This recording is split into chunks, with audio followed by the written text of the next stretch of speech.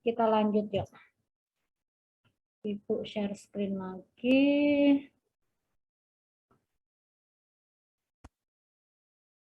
Nah, ini tadi ya tentang proses glikolisis. Kalau kamu perhatikan,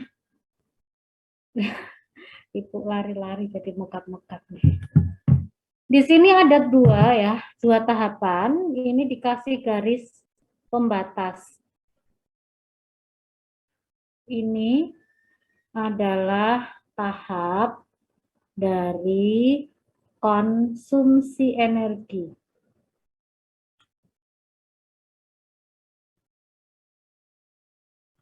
Yang di sini ya, ini adalah tahap dari produksi energi ya.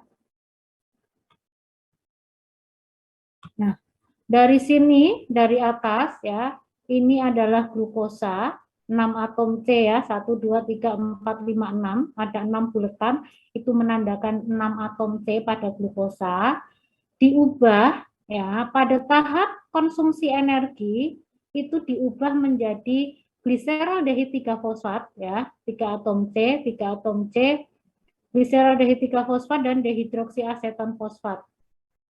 Ini sebenarnya sama, hanya saja kalau gliseraldehid 3 fosfat itu atom C-nya di nomor 3 yang mengikat fosfat. Kalau ini atom C nomor 1 yang mengikat fosfat. Dalam proses selanjutnya nanti dehidroksiaseton fosfat ini akan berubah menjadi gliseraldehid 3 fosfat ya, dibantu oleh enzim.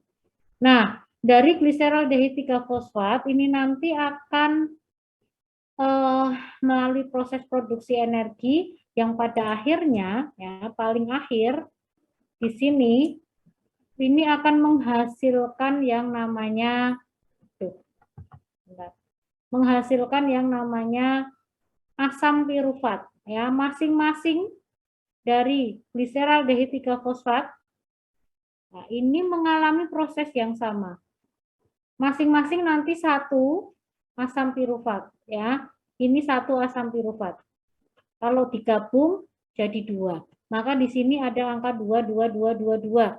Artinya ini mewakili proses dari gliseraldehid 3 fosfat G3P yang ada di sini dan gliseraldehid 3 fosfat G3P yang ada di sini. Oke, sampai di sini paham dulu?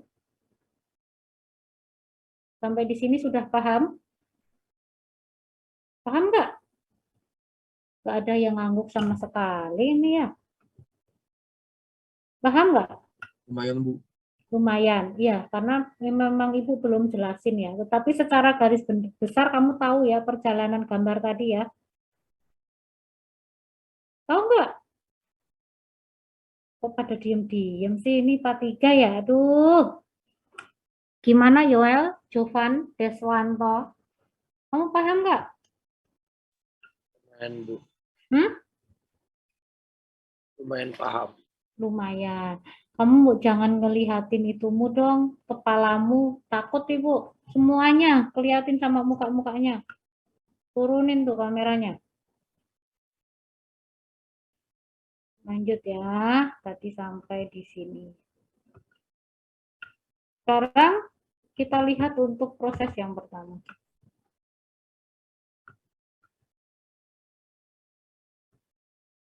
Nah, ini ya. Kalau kamu perhatikan di sini, ini adalah glukosa. Tadi glukosa itu punya 6 atom C. 1, 2, 3, 4, 5, 6. Ya, ini adalah gambar model dari glukosa. Gitu ya, gambarannya seperti ini. Nah, glukosa, kalau kamu perhatikan di bukumu itu nama enzim-enzimnya sudah jelas ya, nggak usah dihafalkan, kita skip untuk nama enzimnya, tetapi kamu harus ingat bahwa setiap proses pada tahapan glikolisis maupun sampai nanti di tahap transport elektron, proses langkah demi langkah, step demi stepnya itu dibantu oleh enzim ya. Karena tadi di awal ada penjelasan di sini. Proses pengubahan molekul glukosa yang punya 6 atom C menjadi 2 asam pirufat masing-masing punya 3 atom C dengan reaksi enzimatis. Maka setiap langkahnya ada enzim yang membantu. Lanjut. Glukosa itu diubah ya dengan bantuan enzim diubah menjadi glukosa 6-fosfat. Kalau kamu perhatikan dia itu cuma atom C doang ya di sini ya. Maksudnya C6H12O6 glukosa.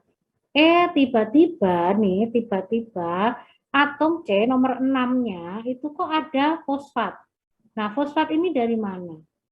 Oh, ternyata fosfat ini dari energi yang ada, nih ya, ATP dengan 3 fosfat. Nah, fosfatnya ada 3. Nah, fosfat yang satu ini dibawa ke sini. Maka jadilah ADP dengan hanya 2 fosfat. Gitu ya. Paham sampai di sini? Paham nggak? Yuk. Kok nggak ada yang menyahut sih? Oke, Yohanes Albert doang yang oke. Yang lainnya nggak tahu. Lanjut sekarang. Glukosa 6-fosfat diubah menjadi fruktosa 6-fosfat. Di sini ya, glukosa 6-fosfat. Glukosa ini atom nomor 6-nya itu mengandung fosfat. Artinya begitu ya. Glukosa 6-fosfat diubah menjadi fruktosa 6-fosfat. Ada enzim yang mengubah glukosa jadi fruktosa ya. Masih sama, fruktosa itu juga punya 6 atom C. Nah, fruktosa 6-fosfat ini diubah menjadi fruktosa 1,6-difosfat. Kenapa? Ya ini, karena di sini atom C nomor 1-nya itu ketambahan fosfat. Maka ATP-nya jadi ADP ya, karena fosfat yang satu nempel di atom C nomor 1 dari fruktosa. Nah, di sini fruktosa 1,6-difosfat karena nomor 1 dan nomor 6-nya itu ditempeli oleh fosfat ya, maka fruktosa 1,6-difosfat ini diubah. Diubah jadi apa? Diubah jadi yang satu ini adalah gliseraldehid. Aduh, benar. Yang satu adalah gliseraldehid 3 fosfat ya, G3P. Ini diingat-ingat karena nanti sampai ke kalian belajar fotosintesis G3P ini masih disinggung-singgung ya. Gliseraldehid 3 fosfat ini atom C nomor 3 itu berikatan dengan fosfat dan ini adalah dehidroksiaseton fosfat, atom C nomor 1-nya yang berikatan dengan fosfat. Oke. Sampai di sini paham?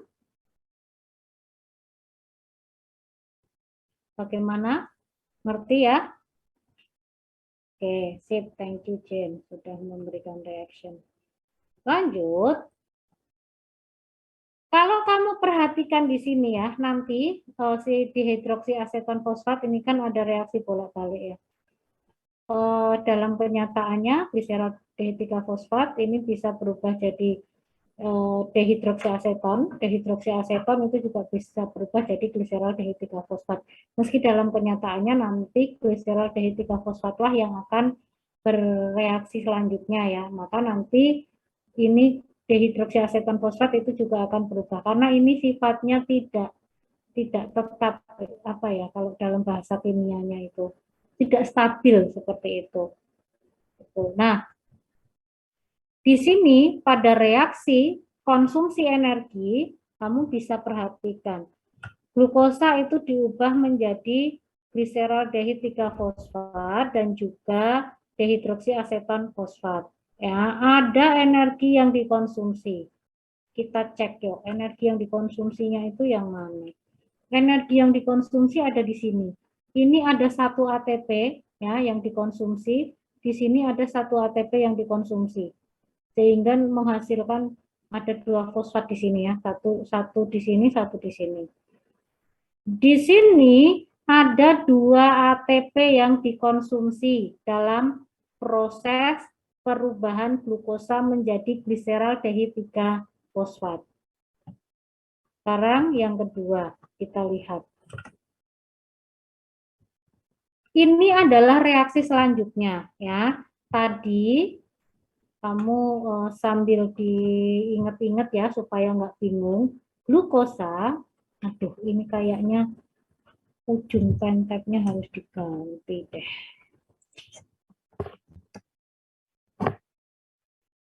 Jadi glukosa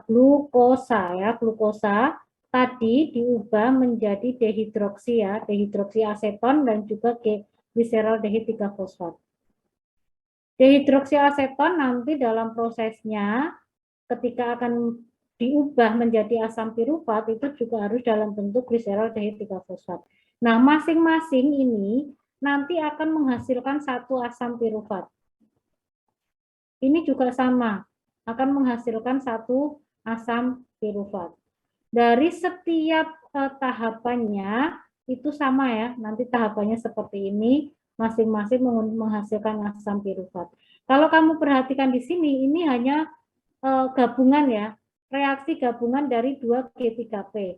Maka di sini ada angka 2, angka 2, angka 2, 2 dan seterusnya.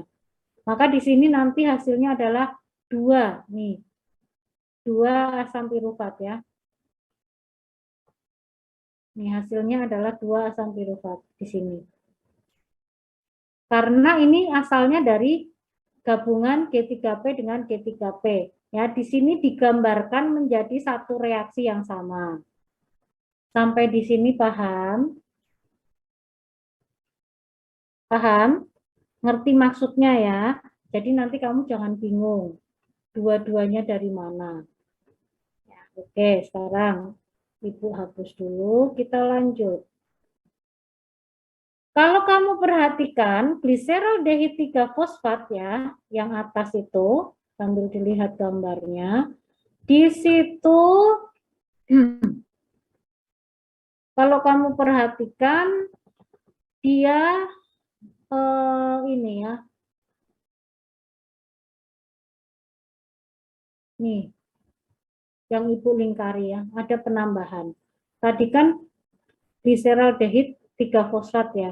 Ini fosfatnya kan ada di sini tadi, atom C nomor 3. Ketambahan fosfat lagi di atom C nomor 1.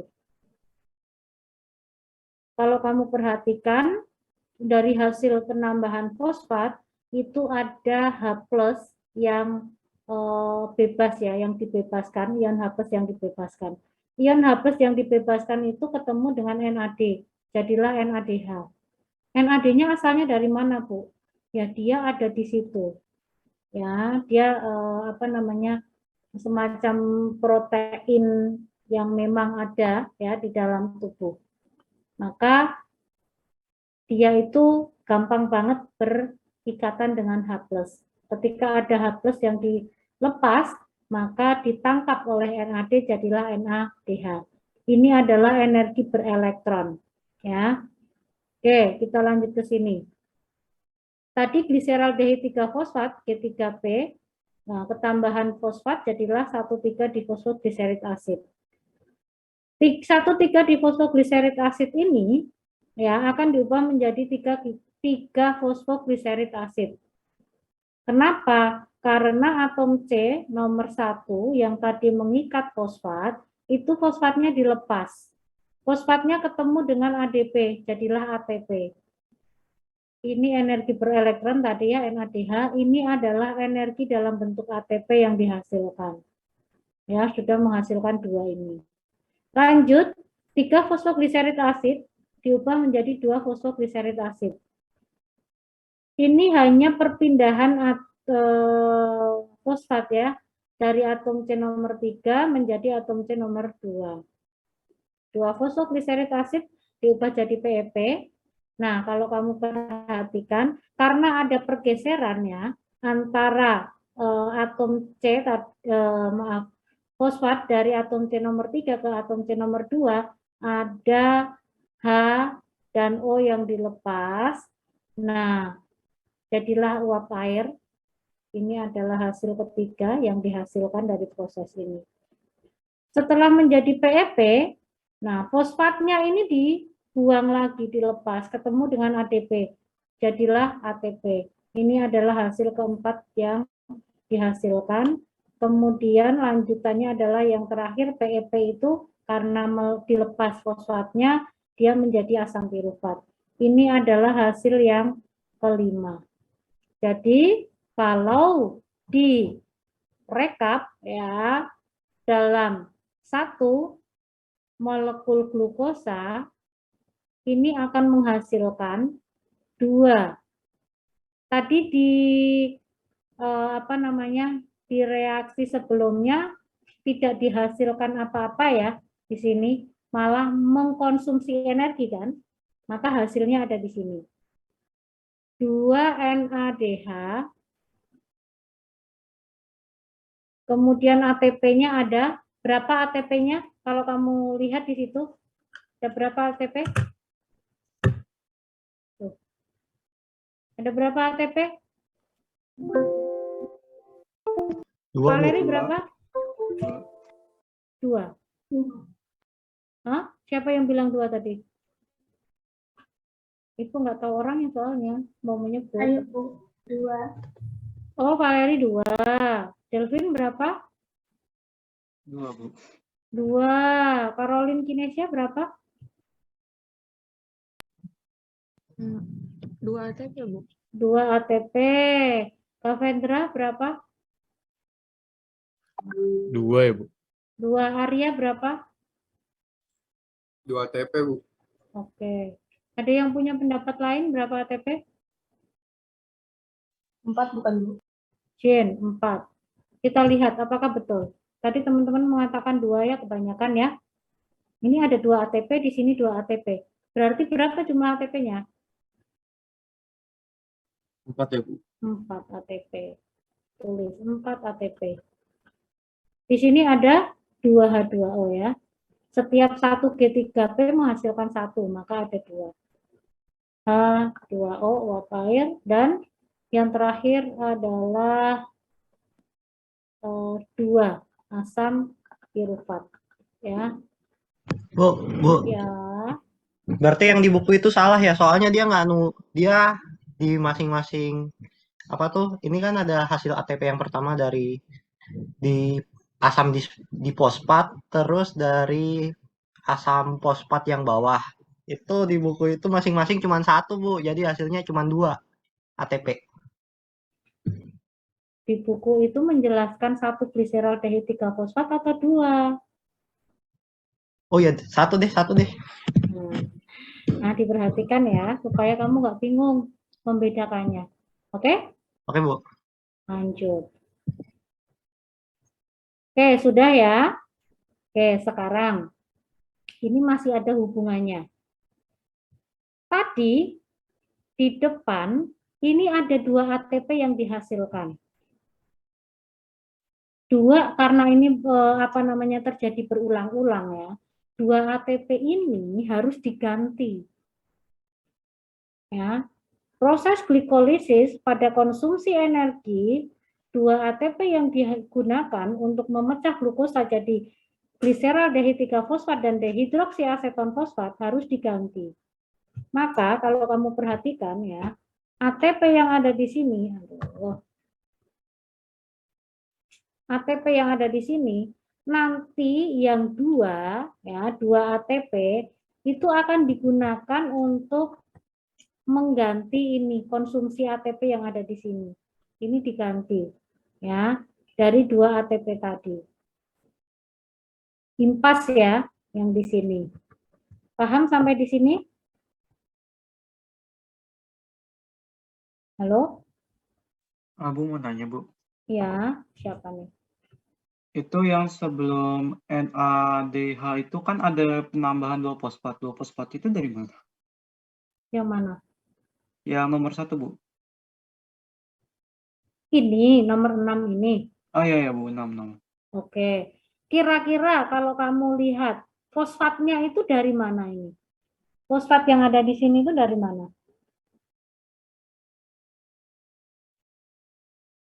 Kalau di bukumu dikatakan apa, Delvin? Kira-kira fosfatnya dari mana? Dia kagak ada tulisan penambahan Oke. fosfat, tiba-tiba langsung muncul di PPTI Bu, saya bingung sendiri. Oh, tiba-tiba muncul di PPTI itu. Maksudnya di bukumu nggak ada gitu maksudnya? Di buku kagak ada tulisan penambahan fosfat gitu, tiba-tiba dari 3C tambah 1 fosfat jadi 2 fosfat. Saya bingung di situ tuh. Oke, baik. Kalau kamu bingung. 2 fosfat itu adalah, sebentar. Fosfat itu adalah materi ya, molekul yang memang ada di dalam sel tubuhmu. Asalnya dari mana? Asalnya adalah dari makanan. Ya, fosfat itu ada yang bebas, ada yang membentuk membran sel. Masih ingat ya, membran sel, kemudian sistem endomembran pada organel-organel sel. Itu ada fosfatnya. Nah, fosfat di sini adalah fosfat bebas yang berikatan dengan, karena ada reaksi enzimatis ya. Karena ada reaksi enzimatis, dia memang sengaja berikatan, diikat oleh atom C dari difosfoglycerid acid atau dari G3P. Paham, Delvin? Asal-usulnya paham ya? Oke, paham Bu. Oke, baik. Udah cukup. Sampai sini ngerti ya semuanya ya. Jadi dari satu molekul glukosa ada 2 NADH, 4 ATP, 2 H2O, dan 2 asam pirufat. 4 ATP yang 2 digunakan untuk mengganti ini ya. Nah sekarang sebelum kita masuk ke dekarboksilasi oksidatif. Di sini, mohon ya, maaf Bu, motong jam kita sudah habis 7 oh menit udah Bu. habis ya? Iya, Oh ya ampun, maaf ya. nggak apa-apa Bu. Nanti kita ketemu lagi ya di jam selanjutnya. Nah, Ibu nanti kita Ibu jelaskan lagi di pertemuan selanjutnya ya, karena hari ini kita 4 jam. Oke, mohon maaf teman-teman kalau sudah lebih. Terima kasih untuk pagi hari ini ya. Silahkan kalian boleh meninggalkan ruang Zoom. Kita ketemu lagi di jam selanjutnya. Thank you semuanya.